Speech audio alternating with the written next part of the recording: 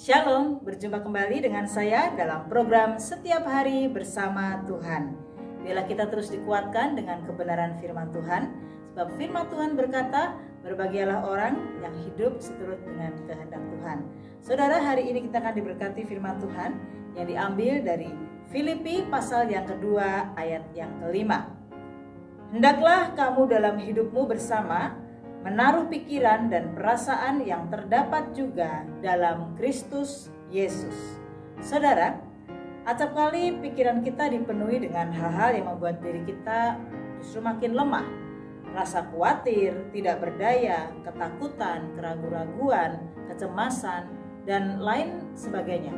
Belum lagi pergumulan dan masalah tentang sakit penyakit, keuangan, dan kadangkala membuat kita semakin tertekan dan semakin terpuruk. Hari ini kita diajar bagaimana kita memiliki pikiran yang selaras dengan Kristus. Itu judul renungan kita pada hari ini. Saudara, sangat penting sebagai orang percaya kita memiliki pikirannya Kristus. Jadi Tuhan Yesus Kristus tidak hanya sekedar menyelamatkan kita agar kita tidak binasa saja, tapi Tuhan Yesus menciptakan kita serupa dan segambar dengan Tuhan. Kita memiliki bahasa aslinya imago Dei, maka kita harus juga memiliki pikiran dan hatinya Kristus. Tuhan Yesus sangat ingin membagikan pecahan hatinya kepada saya dan saudara. Bagaimana kita merasakan apa yang dirasakan Tuhan dan kita memiliki pikirannya Kristus. Jadi Tuhan mengajar kita untuk kita benar-benar merasakan apa yang Tuhan rasakan. Dan saya percaya hal ini tidak mudah, karena seringkali kita jangankan memiliki pikiran yang selaras dengan Kristus, memiliki hati yang selaras dengan hatinya Kristus, menerima pecahan hati Bapa. Seringkali kita memikirkan diri kita sendiri, kita egois, kita selfish, kita betul-betul memikirkan apa yang bermanfaat dan untuk kepentingan diri kita sendiri. Nah, hari ini, saudara, kita diajar untuk bagaimana kita memiliki kasihnya Kristus dalam hidup kita. Berbicara tentang pikiran yang selaras dengan pikirannya Kristus, saya mau sampaikan pada saudara, dalam diri manusia atau dalam dimensi manusia itu ada 3, tubuh, jiwa, dan roh. Nah, saya mau sampaikan pada saudara, ketiga hal ini berkaitan. Seperti yang saya belajar dalam pelajaran psikologi ataupun pelajaran dalam konseling, saudara, bahwa dimensi manusia, tubuh, jiwa, dan roh ini berkaitan. Bila seseorang memiliki pikiran ya yang disebut jiwa, karena pikiran dan hati manusia itu adanya di jiwa, ya, di tubuh, jiwa, dan roh. Kalau roh kita kuat di dalam Tuhan, roh kita mantap, maka jiwa kita, pikiran hati kita juga akan mantap dan akan terbias, akan terlihat dari tubuh kita atau perilaku kita atau keadaan kita. Nah, saudara, sebaliknya, kalau jiwa yang diisi dengan pikiran dan hati, pikiran kita dipenuhi dengan ketakutan, dipenuhi dengan kekhawatiran, hati kita dipenuhi dengan kepahitan, maka secara tidak langsung pasti akan terlihat dari ekspresi kita, yaitu terbias atau terimpartasi atau terlihat dari tubuh kita, bahasa tubuh kita. Demikian juga pasti rohnya akan lemah. Jadi dalam dimensi manusia, tubuh, jiwa, dan roh ini pasti berkaitan. Untuk itu, Tuhan menyelamatkan kita tidak setengah-setengah, tidak sebagian-sebagian. Tuhan Yesus menyelamatkan kita, memberi kita hidup kekal, memberi kita kemenangan dalam kebenaran firman Tuhan, dituntun dengan Roh Kudus-Nya. Itu adalah secara holistik, secara keseluruhan dari dimensi manusia, tubuh, jiwa, dan roh. Untuk itu, hari ini kita diajar bagaimana kita memiliki pikiran-pikiran Kristus. Firman Tuhan juga berkata, saudara, di dalam Kolose pasal yang ketiga, ayat yang kedua. Kolose 3 ayat yang kedua, pikirkanlah perkara yang di atas, bukan yang di bumi. Sebab kamu telah mati dan hidupmu tersembunyi bersama dengan Kristus di dalam Allah. Saudara, pikirkanlah perkara yang di atas, bukan yang di bumi. Artinya bukan berarti kita ingin cepat-cepat pulang ke rumah Bapa atau kita disebutnya menghayal, kita memikirkan hal yang tinggi, bukan, saudara. Pikirkanlah perkara yang di atas, artinya bagaimana kita memikirkan apa yang dipikirkan Tuhan, sehingga apapun yang kita lakukan dalam kehidupan yang sementara di bawah matahari ini, kita melakukannya untuk hal yang kekal.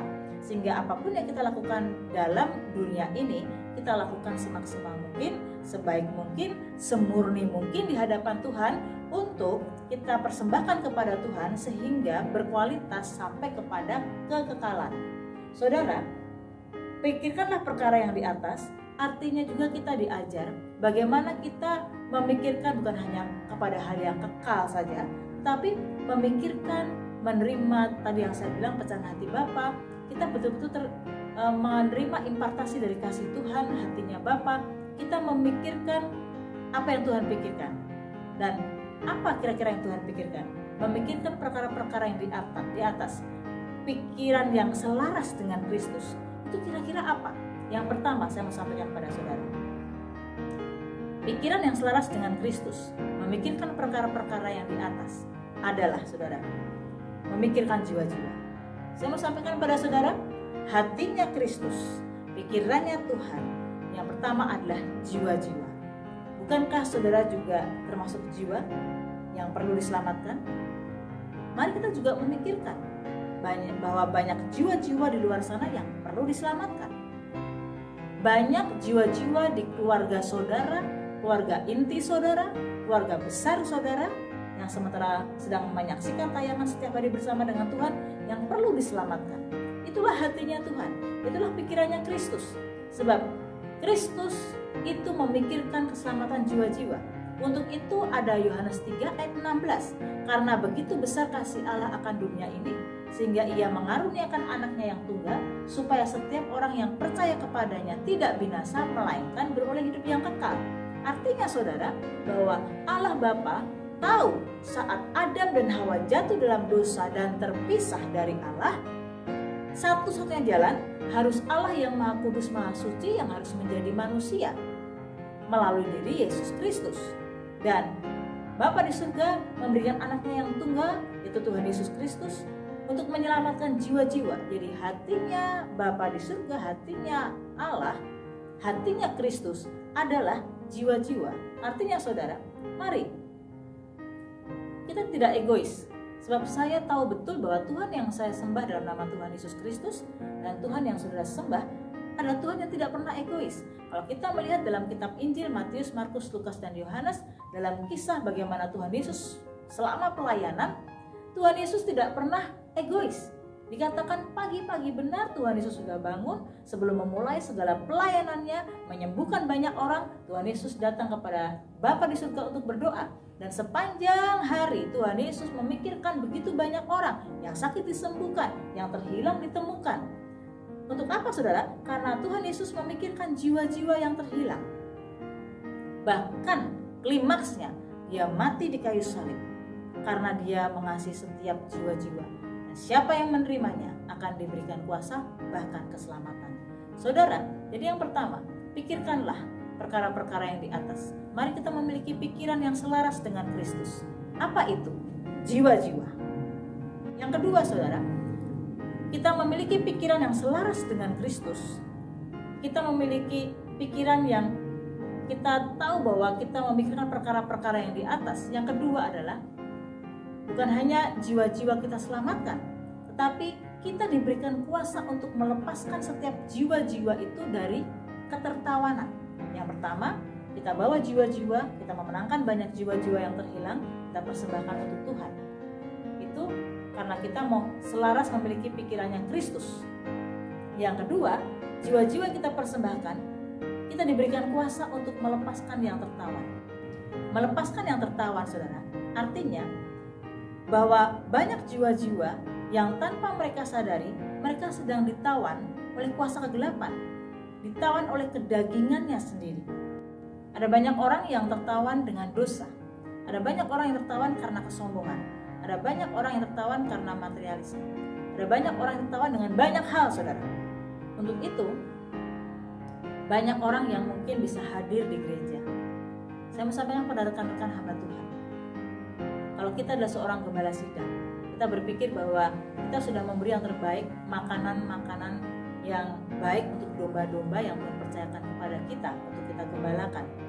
Tapi sejauh mana kita sebagai gembala sidang, sebagai pemimpin gereja tahu bahwa domba-domba yang Tuhan percayakan itu betul-betul bukan cuma sekedar mendapat makanan yang baik menurut kita, tapi betul-betul mereka terlepas dari tawanan.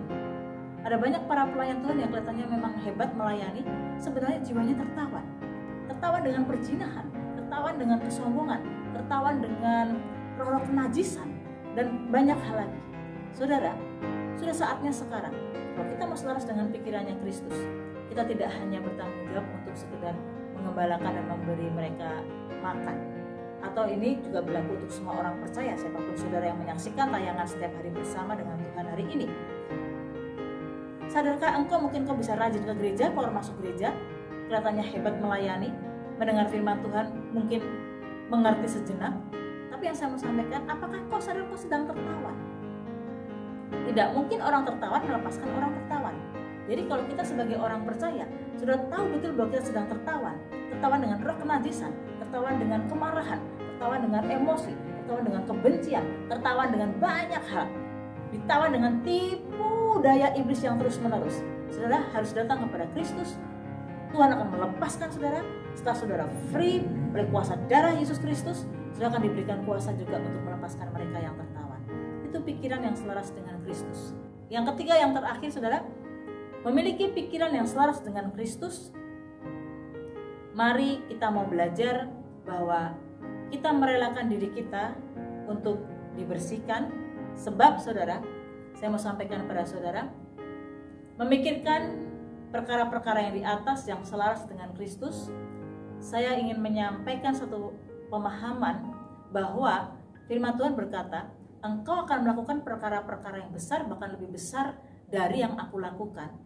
Banyak sekali orang memiliki pemahaman ini, tidak salah saudara, tapi saya mau menyampaikan pemahaman bahwa kita akan melakukan perkara-perkara besar, bahkan lebih besar dari yang Tuhan lakukan. Itu artinya kita akan menyembuhkan orang sakit, mengusir setan. Saya sampaikan, itu betul. Karena Tuhan juga melakukan banyak mukjizat. Kita akan melakukan banyak mukjizat yang lebih besar, bahkan Tuhan Yesus bilang. Tetapi melakukan perkara-perkara besar di dalamnya itu adalah juga termasuk kemenangan.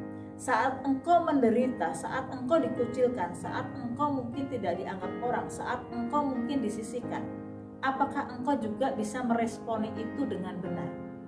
Bukankah Tuhan Yesus sepanjang dia ada hidup melayani yang tercatat di 4 Injil, bukan cuma sekedar melakukan mukjizat kan? Tuhan Yesus sendiri di kotanya sendiri bahkan tidak diterima, dan Tuhan Yesus merespon itu dengan benar. Tuhan Yesus sendiri sudah melayani, melakukan kesembuhan, tetapi waktu dalam masa-masa penyalipan, Tuhan diludahi dan Tuhan dikatakan salipan-salipan dia dengan orang yang sama yang mengatakan awalnya Hosana Hosana. Artinya apapun yang Tuhan Yesus alami, Tuhan juga ingin berkata kepada saudara, engkau melakukan perkara-perkara besar bukan cuma sekedar mukjizat, tetapi apa yang pernah aku ajarkan selama aku hidup nak, yang pernah aku alami. Mungkin aku tidak berdosa tapi dianggap berdosa, mungkin aku benar tapi disalahkan, aku tidak diterima, tapi meresponi itu dengan baik. Itu termasuk hal-hal perkara-perkara yang besar saudara. Jadi bukan hanya melakukan mukjizat saja. Mau memiliki pikiran yang selaras dengan Kristus, kita rela dibersihkan, diajar, dibentuk Tuhan.